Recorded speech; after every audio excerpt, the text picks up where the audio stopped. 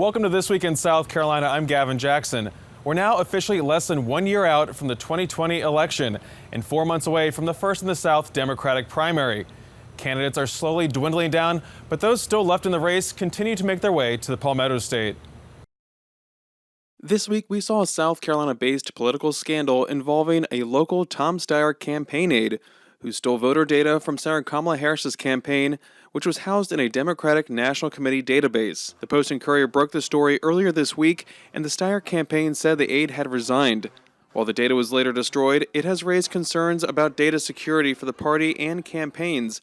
Meanwhile, the Democratic field continues to shrink, with former Texas Congressman Beto O'Rourke dropping out of the race. But in Iowa and other early voting states, progressive candidates like Senators Elizabeth Warren and Bernie Sanders continue to battle it out for the top 3 positions. But in South Carolina, former Vice President Joe Biden continues to maintain a substantial lead, albeit one that has slowly shrunk. Despite the popularity of progressives and even moderate Pete Buttigieg, a voter at a recent Joe Biden event in the PD had this perspective on what could happen come the general election next year. Yeah, I hate to say this, but if certain candidates, they win the nomination, one thing the Republicans are good at is they're demonizing people. If they stick the label of socialist on some of these other candidates, it'll be very hard for a Democrat to win. Joining us to discuss the 2020 campaign is Meg Kinnard of the Associated Press and Jamie Lovegrove of the Post and Courier. Guys, welcome back. Thanks, good to be back. Thanks, Gavin. You guys look like you're all doing fine. We haven't been going through the ringer too much recently, but there's plenty on tap this weekend. Come right back on again, I'm sure. It's coming. But we did have a bit of a busy week, Jamie. You broke a story, big story here in South Carolina about the Tom Steyer campaign. One of their aides apparently stole campaign volunteer data from the Senator Kamala Harris's campaign. It was a big story, went national. A lot of people looked into it, and you got a lot of different reactions from it. Tell me what happened there, why we know why they do this in the first place. What was the reaction there? So I got a tip on Sunday night that there had been this data breach regarding Kamala Harris's volunteer data. Data, for folks who have not been involved in campaigns, it may seem, like a small thing, but in campaigns, it is a very valuable thing that you collect over the course of the campaign. You spend millions of dollars investing in field programs to go out there and track potential voters, potential volunteers, indicate their interests, and sort of gather them into a database. And all of these databases for each of the campaigns are housed under the same system by the DNC, but they're firewalled off, so each campaign has their own system. I learned that there was this aide on the Tom Steyer campaign, a man named Dwayne Sims, who had previously worked for the South Carolina Democratic Party as the voter file manager. So he had access in that role to everyone's different voter and volunteer databases, all the different campaigns. He left that role at the end of September, and his work accounts with the state party were disabled. On Friday, he accessed a separate account, a training account that he had created. This is all kind of technical, I know, but I think it's important to just mention some of these details. And he started to download the volunteer data for Kamala Harris's campaign in South Carolina. This is a huge no-no. It has happened before in campaigns. There was a sort of similar tussle between the Bernie and Hillary campaigns in 2016 at a national level. And the DNC says that they noticed in their logs, where they can kind of see what's happening with the data, that this account had been downloading Kamala Harris data. They immediately sent him a cease and desist letter and forced him to destroy the data that he had downloaded. So I started reaching out to the Steyer campaign and got a lot of very confusing explanations for how this happened. They basically said that the Steyer campaign, in an unrelated reason, their access to the voter file had been shut down that Friday because of some payment issues. It was turned back on later that day, and they said that Dwayne Sims went into login and accidentally logged into his old training account and didn't realize that he was actually looking at Kamala Harris's data and not Tom Steyer's data. And that he alerted the DNC about this. He called the DNC. They say he proactively notified them that he had access to this. And so he did nothing wrong. The issue is that, as the DNC demonstrated to me, he had called them at 2:56 p.m. on Friday and to let them know he had accessed Kamala Harris's data. But at 3 p.m., 4 minutes after this phone call had begun, he started to download it. So that would suggest that he was aware of what he was doing, that he knew that this was not his data because he had already alerted the DNC, and that he had downloaded it nonetheless.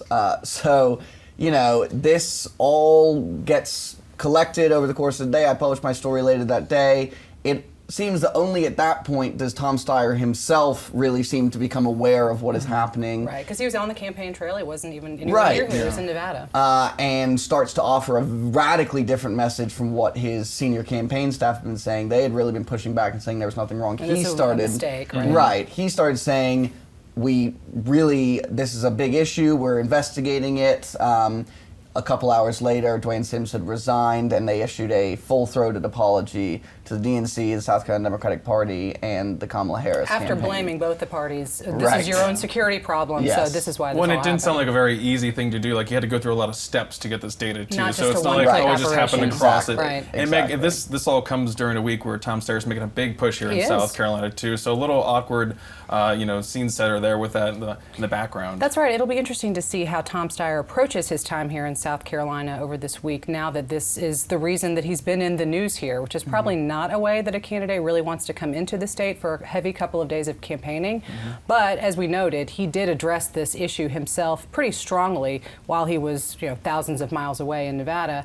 And so at least he can say, look, I got to the meat of it, we got to the root of what was happening, and that person's no longer part of our operation. Right. Yeah, we're also seeing him moving the polls in South Carolina a We good are. bit, too. And We a are. lot of that, too, he has a pretty good war chest because he's a billionaire. So, Yes. that He has comes been in spending handy. a lot of money. A lot of money, and it seems to be pretty much limitless, which is something that really none of the other campaigns can say. Even the most well-funded campaigns, Bernie Sanders, Elizabeth Warren, there's at least some finite level to this. He has pretty much as he wants to spend, he can do it. And we've seen him be on the airwaves here long before any other candidates. And before he was in even other a the early candidate states. himself with the need to impeach effort. He was all over television. And as a result, we've seen him start to rise in the polls. At this moment in the campaign, these early months where yes, we're in November, but we're still a ways away, and a lot of voters aren't tuned in. The only way they're finding out about these candidates is if you are forcing yourself to be in front of them by getting on TV. And as a result, his name ID has risen and his support in the polls has risen. So he has become, from kind of this outside candidate to be a fairly relevant player in this primary at this point. And there are some within the Democratic Party structure from whom I have heard who note there are some similarities here from now to 2016. There was a candidate in 2016 who largely self-funded. He's now the president of the United States. It's not to say that there is a rampant amount of fear, and I use that with air quotes, of that, this will be where Tom Steyer is going, but he does have nearly limitless money that he could spend, and that is part of what we did see in 2016 on the Republican side. So one person we'll definitely see probably still on the ballot here in South Carolina in February. Speaking of ballots, we did see elections happening in several states. We had municipal elections in South Carolina on Tuesday this week. No big upsets like we saw in other parts of the country. We did see the Greenville City Council apparently turn Democratic, so Indeed. if you're looking for anything there. But in terms of, Jamie, looking at like places like Virginia or places like Kentucky, there's a lot of like strings attached to what happened in these states, but people are going to be asking, hey, can that happen to South Carolina in 2020 when we have the State House up for re-election or when we have these congressional races? I mean, just give us a state of play in terms of the reality for South Carolina next year. Virginia has seen a lot more change than South Carolina has over the past 15, 20 years, both in terms of the demographics of the folks who live and vote in Virginia, and also just in terms of the way the suburbs have changed a lot faster in areas sort of around Richmond and areas around Northern Virginia than they have in anywhere that we've seen in South Carolina. In Kentucky, a lot of Republicans were quick to point out that Matt Bevin, the governor there who appears to have lost, they're still debating it and he's still fighting it, but he was extraordinarily unpopular, made a ton of enemies over his term there, and the Democrat there ran a very competent campaign, really focusing on state issues while Bevin tried to make a referendum on Trump, which is not that different from what we have seen in some campaigns here that did not go the right way for Democrats. What I would just say is that Democratic strategists in the South, I think, will at least have a way to use these results to say to national financiers, the people who are putting money and deciding where to invest in this country, that the South is winnable if you put the resources in. That's the case that they can make when they see results like this, that if you invest in the South, things can change, and so that's the impact it might have. And that's exactly, in coming out of 2018, that's what happened with the 1st district in South Carolina, right? I mean, that was the first one of these districts that we had seen here go from Republican to Democratic hands in quite some time. So it's exactly what Jamie notes. It's more of a groundswell of making the argument up the chain of, okay, well, here's what's possible, here's perhaps where we can see this spread. Now, in South Carolina particularly, the Republicans have already made it very clear that that 1st district where Joe Cunningham is, that's exactly where they're going to be focusing because they want to get that one back. And, you know, there are many other districts throughout the state where Republicans feel more confident that they're just going to hang on to that and don't really need to work as hard to really get that, you know, campaign mode going. But the 1st district remains one of a lot of attention. And so that's going to be certainly, I would say, the most active place that we're going to see congressionally competitive here. Yeah, definitely the target's on for that one. We saw them coming out guns blazing saying, hey, this is kind of a, you know, this is kind of a blip for these other states. It's not going to happen again here in South Carolina. But, you know, we'll see what happens in 2020. But Meg, kind of sticking with the 1st congressional district and just looking at South Carolina, we heard from a friend the other day just kind of asking about, you know, is there any way we can that Lindsey Graham could get kicked out of office next year with Jamie Harrison possibly being the nominee for the Democrats? Obviously, he's been raising a lot of money, getting a lot of name recognition out there. You know, he has a lot of national connections. The Republican Party has dubbed him Hollywood Harrison, I think. But I'm wondering, like, you know, but the reality, push comes to shove, we know that there's that margin in South Carolina. We're a pretty solid red state. We're not like Virginia that transitioned over time, not even like North Carolina, which is kind of a little bit more of a toss-up. Right, in those places it does tend to be a gradual movement toward those statewide victories. Here in South Carolina, as mentioned in the 1st district, that was a congressional district that did flip last go-around.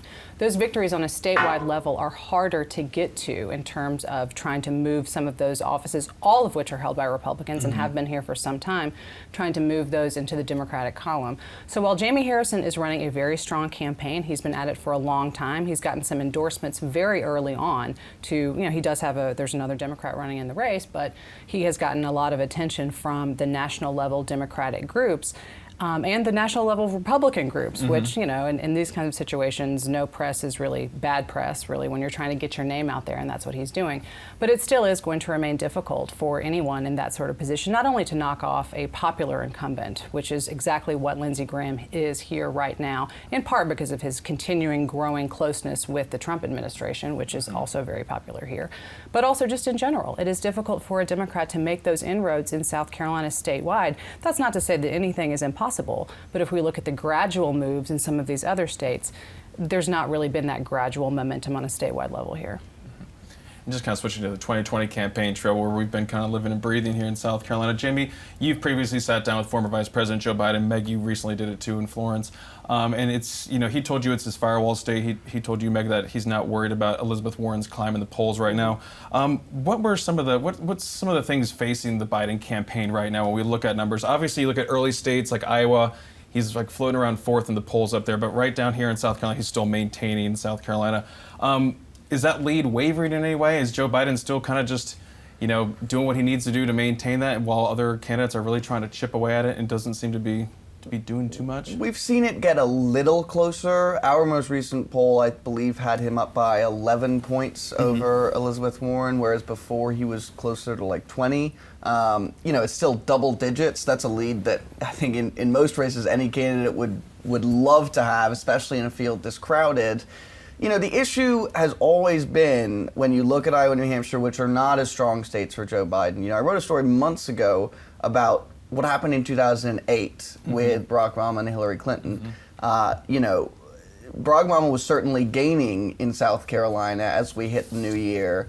But the Iowa results, you know, everyone on the Obama campaign will tell you, and the Clinton campaign at the time will tell you, that when he won Iowa and showed to the country that he was a really viable candidate, that changed the way a lot of voters viewed it. A lot of voters in South Carolina, particularly black voters who may have been inclined to support Obama, but also want to back a winner, and knew Hillary and thought that she was the strongest candidate at the beginning of the race. African-American candidate could really make it. I mean, let's be honest. This was 2008. That was very uncharted territory. Absolutely. So everybody Iowa, wasn't sure of that. So he was able to win there, and that sort of changed the trajectory here a little bit. He ended up winning in a blowout here. That's always been, that particular, narrative is what pretty much all of Biden's competitors have been hoping can be them this time. And so, there is a huge boost that comes from winning Iowa and New Hampshire. The reason they are so valuable is because you get, headlines in the weeks before all these other primaries about how this candidate is rising and they're surging and they just won these big primaries. They're not important for delegates. Let's not forget this. Iowa and New Hampshire are not big states. They don't have a huge outsized role in that sense. What they have an outsized role on is the momentum of the race. And so that's the one issue that Biden would have to worry about in South Carolina, but it is indisputably true that he remains the clear front runner here, and his years of goodwill and relationships that he's built are serving him very well. And in my conversations with the former vice president, he is very clear in saying it's I think at this point it kind of becomes an expectations management operation, right? I mean, there are these polls, and polls go up and down, and they do change a lot. But Joe Biden knows he does have that cushion here in South Carolina that does remain in double digits. It has gone down some because name recognition of other candidates, particularly Elizabeth Warren, has gone up. But it's still there, and he knows that. And when you talk to officials within his campaign, they understand all of this math. And as Jamie noted, they're looking where the delegates are. Yes, they need to get those they need to get those victories or at least good finishes momentum-wise. But they are really looking at this map in terms of math. But he knows that, or at least his argument is, okay, so maybe I won't blasted out of the water in these first couple of places. But coming into South Carolina, where everyone knows me and where I've been pretty much a fixture for decades, I have confidence. The word he used with me was catapult. I believe that will catapult me into a good standing in all the other states that follow, many of which are right here in the Deep South. So that's kind of where they're looking at this. But as Jamie notes, if there is a big moment for somebody in one of those other states, that'll be hard to ignore. And then you're talking about Super Tuesday right on the heels of South Carolina, and you're talking about all this media coverage, which all of a sudden people are paying attention to in January and February. I want to give you a headline from Politico. It said, "How Iowa Swallowed the Democratic Primary." And again, they said 800 appearances by candidates since July. We haven't totaled up what's in South Carolina, but it's nowhere near that. We have it on our candidate track rating. It's close to 400, so about half of that. And just a quote from one of these Democratic operatives who said, if this race was 2008, Biden would probably get away with a bad Iowa and a bad New Hampshire, come back with Nevada and South Carolina. But when you are about to do that with a man who gets in fourth in Iowa, that's every staffer's nightmare. So again, I think it's going to be, like you said, Meg, managing expectations, because that's going to be a lot of heat after that on February 3rd, that primary in Iowa, if he does come in fourth, and how that sets the stage for South Carolina. And there are several weeks in between that election. Of course, there are others to come, other states, but then that's a long time between whatever happens on that date and February 29th, when the candidates are all competing here. So a lot could really happen. And that's an important point, is that, there are two different scenarios of losing. You can lose narrowly and come in second, or you can come in fourth. I mean, we have seen, I think the Quinnipiac poll yesterday had Sanders, Warren, Budaj all leading Biden in Iowa at this point. That's when you start to get into the narrative of like, oh, what is going on where's here? The momentum? And so that could be more problematic. And Meg, you told me a minute ago about how the Warren campaign had a different spin on what Joe Biden told you in that interview, in terms of him not being worried about Warren. What were their thoughts on looking at that in terms of making headway? A lot of Warren supporters kind of do the opposite of the Biden campaign argument, which is, well, voters here in South Carolina aren't looking to Iowa to tell them how to vote. They're not looking at this state, which maybe size-wise okay, but like otherwise, different issues are important there. There are different demographics, there are different people, different things at play. So a voter in South Carolina isn't going to look at Iowa and say, okay, well, they elected this person, so that's what we're going to do. The Warren supporters go straight to that momentum piece of, well, when you do see candidates, like they would hope that their candidate, Elizabeth Warren, does very well in somewhere like Iowa, and in New Hampshire too, coming out of those states, then they would say, well, then that's going to make that moment, that's going to get voters excited, that's going to show the voters in the states that follow that this candidate is somebody who can do it. And when you're looking toward not just general election electability, but when you are looking at somebody who will really have the strength to make it through this grueling primary and caucus process, then they're saying that those victories in early places are really going to bring it home for someone like their candidate, Elizabeth Warren. Gotcha. And I want to switch to, we're talking about Elizabeth Warren and we're talking about Iowa, and those polls they're really tight up there too. And we're seeing the emergence of Mayor Pete Buttigieg kind of in a strong second place up there. A lot of those polls too, everyone's kind of still within the margin of error, but when you're seeing these numbers, there's differentiation, obviously. So he sees that as a two-way race, him and Elizabeth Warren. They just had that big Liberty and Justice dinner in Iowa where it's a big brouhaha, it's a big pep rally, everyone's there. It's like a rock concert. You saw the videos you see. That's pretty crazy. So it was interesting because we did see a lot of bumps as a result of that too. But I want to talk about Mayor Pete because that is, he's an openly gay candidate. He's married to his husband Chasten, and he's received some more attention about this, especially in South Carolina. We've been talking about this for a while, I think, but I feel like it reemerged this past week because of some reporting from McClatchy about, a focus group report looking at how black voters in South Carolina feel about his sexuality. And Jamie, it looks like you want to say something right before I can even finish, but go ahead. Yeah. You mentioned the McClatchy report. What's weird to me is I need to check again, but I feel like that story actually came out a little while ago, and for some reason, I can't quite figure out, but it got a lot more attention over the past week. You started seeing a lot more influential people paying attention to it and questioning where it came from, which I'm sure you're about to get because we into. saw, we saw, that was apparently came from somewhere because that campaign did do that focus group, and how McClatchy got it. TBD, but what's important to mention is that the Budaj campaign insists that they did not leak it. Who was able to get their hands on a focus group conducted by the Budaj campaign outside of the campaign? I don't know. That's very interesting. But the reason why they're pushing back on it is because what the other candidates are sort of suggesting and critics are suggesting is you leaked this memo to suggest that the reason you're doing poorly with black voters is just because you're gay, which is an inference that a lot of folks find kind of racist. This idea that, black voters aren't tolerant and that's the only reason, whereas my sense from talking to a lot of voters is that really the top reasons are that they don't know the guy. He's new on the scene. Again, going back to the reason why Biden's so popular, he's just been there for a long time and they feel very comfortable and familiar with him. Buttigieg has a strange last name and people are just figuring him out, and I think that's the reason more than anything else. And we did see, you did see some reaction from that report come out. Yes. I know they quoted, we saw Jim Clyburn on CNN this past weekend talking about it too. He was saying, it's more of a generational issue. And again, we're talking about this is not, there was some hard pushback against this because everyone says it was kind of a blanket almost assumption for the black community, the black electorate, which again we keep saying is not monolithic. There's no monolith. They're not going to vote for someone because they're black or they're they have the same views or something like that. It's really they're taking their time to find out who these candidates are. Like you said, Jamie, they don't really know who Mayor Pete Buttigieg is. And when I did some reporting on this back in August, we wrote a big piece at the AP about looking at the black community, especially the faith-based African American community in South Carolina, and we found the exact same thing. There were some generational differences, and there's no monolithic answer. There's no, yes, because this candidate is like this, we could not support. No, there was none of that, and it's exactly what Jim Clyburn was getting at recently when he said, I am of a generation, and I can think of people in my generation who might view a candidate who is homosexual this way. But again, we still have months to go before we actually vote, and someone like Mayor Pete has been spending time, he's staffing up here, continuing to introduce himself. And he talks about, I've got this funny last name. Well, so did this guy named Barack Obama, right? So, he tries to draw those distinctions too and introduce himself. And absolutely, that's another, sort of line that the Budaj campaign has said is that actually we're the ones who are talking about it. And that's not entirely untrue. We have, there have been several different stories about sort of looking into this question. And absolutely there have been, there are black churches in South Carolina, obviously white churches too, that are remain fully against gay marriage, will not allow gay marriages to happen in their church.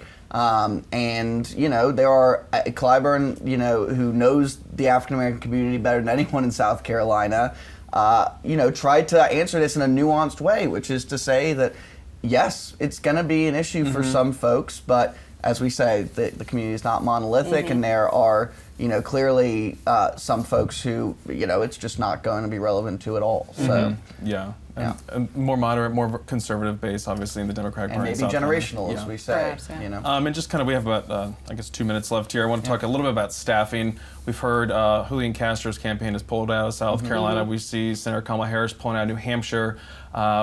Our colleague Mayan Schechter had a little bit of an update in the state newspaper recently about just staffing levels in South Carolina for these campaigns.